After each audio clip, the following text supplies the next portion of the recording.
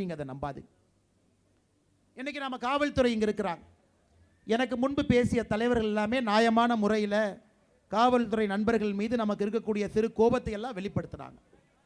ஆனால் இன்னைக்கு இங்கே இருக்கக்கூடிய ஒரு கான்ஸ்டபிளோ ஒரு அதிகாரி ஆஃபீஸர்லாம் இருக்கிறாங்க, அவங்களாம் உண்மையாலுமே பாவங்க ஐயா. இன்னைக்கு தமிழ்நாட்டினுடைய டிஜிபியாக ஒருத்தர் பொறுப்பேற்றிருக்காங்க. டிஜிபியாக பொறுப்பேற்பதை பார்ப்போம். பொறுப்பு டிஜிபியாக பொறுப்பேற்பதை பார்த்துருக்கீங்களா? டிஜிபி பொறுப்பேற்றார், இப்படி தானே பத்திரிகை நண்பர்கள் பேப்பர் எழுதுவாங்க. பொறுப்பு டிஜிபி பொறுப்பேற்றார்னு எங்கேயாச்சும் பார்த்துருக்கீங்களா? தமிழ்நாட்டில் அந்த அலங்கோலத்தை இன்று நிறைவேற்றி இருக்கின்றார்கள். எதற்கு? சங்கர் ஜிவால் அவங்க ரிட்டையர் ஆகிட்டார், இன்னைக்கு ரிட்டையர் ஆகிறார். ரிட்டையர் ஆகிற அன்னைக்கு புது டிஜிபி பொறுப்பேற்கணும். சங்கர் ஜிவால் அவர் ரிட்டையர் ஆனால் அதன் பிறகு சீனியாரிட்டியில் 6 பேர் இருக்கிறாங்க. 6 பேர் இருக்காங்க. 6 பேர்த்தில் முதல் 3 ஒருத்தர் பொறுப்பேற்கணும். உடனே முதலமைச்சர் லிஸ்ட் எடுத்து பார்க்குறார். இந்திய அரசு உச்சநீதிமன்றம் என்ன சொல்கிறாங்கன்னா, ஒரு டிஜிபி ஓய்வு பெறுவதற்கு 6 மாதம் இருக்கிறப்பவே அந்த லிஸ்ட்டை யூபிஎஸ்சிக்கு அனுப்புங்க, 3 பேரை தயார் பண்ணி நாங்கள் உங்களுக்கு கொடுக்குறோம், 3ல் 1 நீங்கள் போடுங்க. 6 மாதமாக ஒரு பெயரையும் கூட அனுப்பலை. முதலமைச்சர் லிஸ்ட் எடுத்து பார்க்குறார். இவங்களா seniority number 1 Seema Agarwal, right, இவங்க நம்ம ஆட்சிக்கு எதிராக இருப்பாங்க, தூக்கு. நம்பர் 2 தூக்கு, நம்பர் 3 தூக்கு, நம்பர் 4 தூக்கு, நம்பர் 5 தூக்கு, நம்பர் 6 தூக்கு. இந்தியாவில் எங்கேயுமே இந்த அநியாயம் இல்லைங்க. நம்பர் 7 தூக்கு, நம்பர் 8 தூக்கு.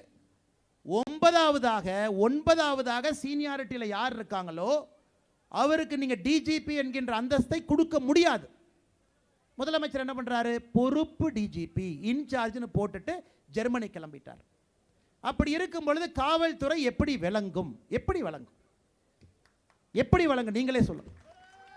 காவல்துறையை பொறுத்தவரை சீனியாரிட்டி அதிகாரிகள் மீது மரியாதை இருக்கணும். காவல்துறையை பொறுத்தவரை உயரதிகாரியின் மீது கீழே இருக்கக்கூடிய அதிகாரிக்கு மரியாதை இருக்கும். அவர் சொன்னார்னா அவர் கேட்பார். காவல்துறையினுடைய முதல் 8 அதிகாரிகளை பட்டியலில் டிஜிபி என்கின்ற அந்தஸ்தை கொடுக்காம 9வதாக இருக்கக்கூடிய, அவர் பேர் சொல்லுங்க, அவர் மேலே தனிப்பட்ட முறையில் எனக்கு கோபம் கிடையாது, 9வதாக இருக்கக்கூடியவரை தூக்கி இன்னைக்கு பொறுப்பு டிஜிபின்னு போட்டிருக்காங்க. காலையில் 8 பேருமே அந்த பதவியேற்பு விழாவுக்கு போகல. பத்திரிகை நண்பர்கள் ரிப்போர்ட் பண்ணணும். அந்த பொறுப்பு ஏற்கக்கூடிய நிகழ்வில் தமிழ்நாட்டில் இருக்கக்கூடிய முதல் 8 அதிகாரிகள் போகவே இல்லை. எப்படி காவல்துறை விளங்கும்? எப்படி காவல்துறை பெண்களை பாதுகாப்பாங்க? அவர்களுக்குள்ளேயே கட்சி சண்டை, கோஷ்டி போசல், அவர்களுக்குள்ளேயே திமுக இந்த கட்சி அந்த கட்சியின் குரூப்பிசம் இருந்ததுன்னா ஒரு காவல்துறை எப்படி மக்களுக்கு பாதுகாக்க முடியும்? அதனால் காவல்துறையை பொறுத்தவரை கீழ்மட்டத்தில் இருக்கிறவங்க ரொம்ப நல்லவங்க, பாவம். ஆனால் மேலே இருந்து சரியான முறையில் யாருமே அவங்ககிட்ட எதுவுமே பேசுறதில்ல. அதனால் அவங்களுடைய கையை கட்டி போட்டு விட்டு ஓடுனா எப்படி காவல்துறையினுடைய கையை கட்டி போட்ட பிறகு எப்படி அவர்களால் ஓட முடியும்? அருமை சொந்தங்களே, இதை ஆச்சரியம் என்னன்னா, இன்னைக்கு காலையிலிருந்து எந்த ஒரு அரசியல் கட்சி இதை பற்றி பேசவே இல்லை. நானும் பத்திரிகை நண்பரை பார்க்கலிங்க, சரி சாயந்தரம் பார்க்கும்போது அவங்ககிட்ட பேசுவோம். இவ்வளவு பெரிய தவறு நடந்திருக்குது, மிகப்பெரிய தவறு. இதற்கு முன்பு தமிழ்நாட்டில் இந்த மாதிரி ஒரு தவறே நடந்தது கிடையாது. தைரியமாக போட்டுட்டு ஜெர்மனி கிளம்பி போயிட்டார் ஃப்ளைட் எடுத்துக்கிட்டு முதலமைச்சர். இதை யாருமே கேள்வி கேட்கலனா எப்படி காவல்துறை நமக்காக இருக்கும்? ட்ரெண்ட ஃப்ரெண்ட் ஆக்கிக்கோங்க. தந்தி டிவியின் சப்ஸ்கிரைபர்ஸ் அண்ட் ஃபாலோவர்ஸ் குடும்பத்தில் நீங்களும் இணையுங்க.